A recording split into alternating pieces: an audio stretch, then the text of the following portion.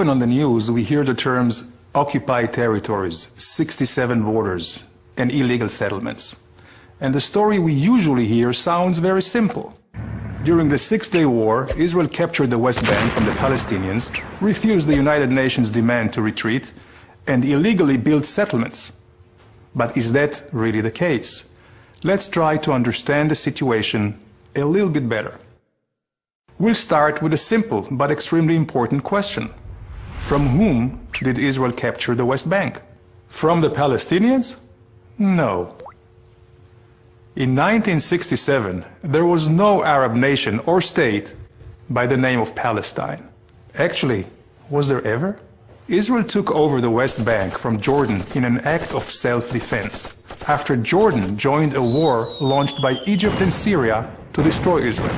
Oh, by the way, destroying countries is rather illegal.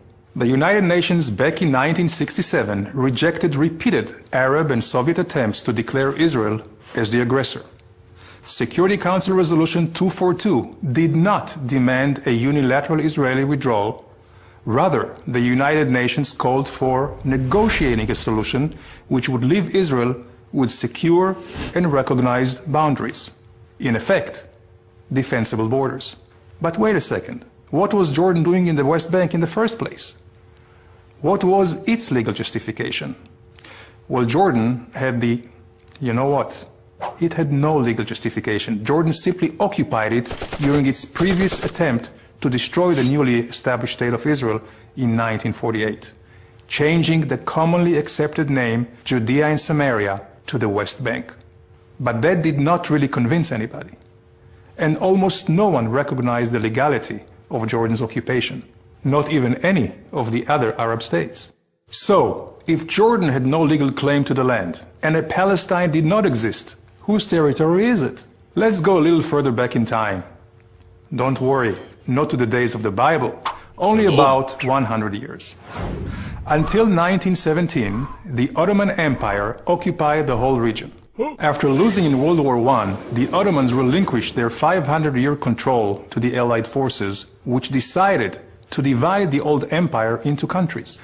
Britain's foreign minister, Lord Balfour, recognized the Jewish people's historical right to their homeland. A small area, equivalent to about 0.5% of the Middle East, was designated for this purpose. Britain received a mandate from the League of Nations to promote the establishment of a Jewish homeland. But wait a second, do you realize what happened? The Jewish homeland originally included not only the West Bank, but also the East Bank of the Jordan River. I guess you cannot say the Jewish people have not accepted some painful compromises already. Anyway, the League of Nations' recognition of a Jewish homeland, which includes the West Bank, was reaffirmed by the United Nations after the Second World War. With the British mandate ending, United Nations General Assembly Resolution 181 recommended the establishment of two states, one Jewish and one Arab. The Jews accepted it and went on to create the State of Israel, while the Arabs refused the compromise and launched a war to destroy the newly established Jewish state. Resolution 181, a non-binding recommendation in the first place, remained with no legal standing. At the end of the war, a ceasefire line was formed, where the Israeli and Arab forces stopped fighting. At the insistence of the Arab leaders, this line was defined as having no political significance. So, although this line is commonly referred to as the 1967 border, it is not from 1967, and it was never an international border.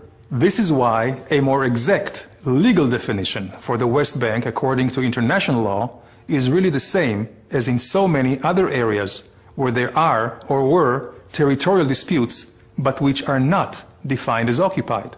For example, Zubarah, the Tams Islands, the Western Sahara, amongst many others. They are not considered occupied territories, but rather disputed territories. So, let's return for a moment to our illustration and examine the complete chain of events.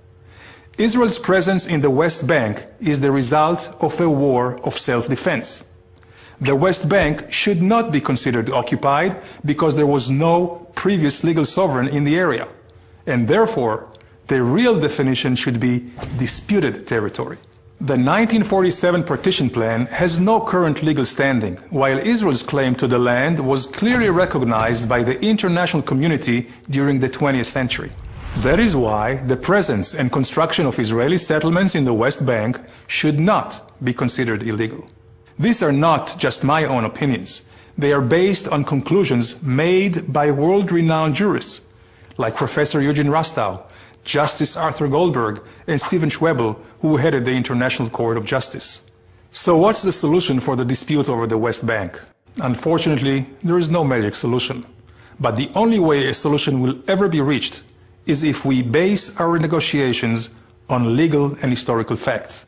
So please, let's stop using the terms occupied territories and 67 borders. They're simply not politically correct.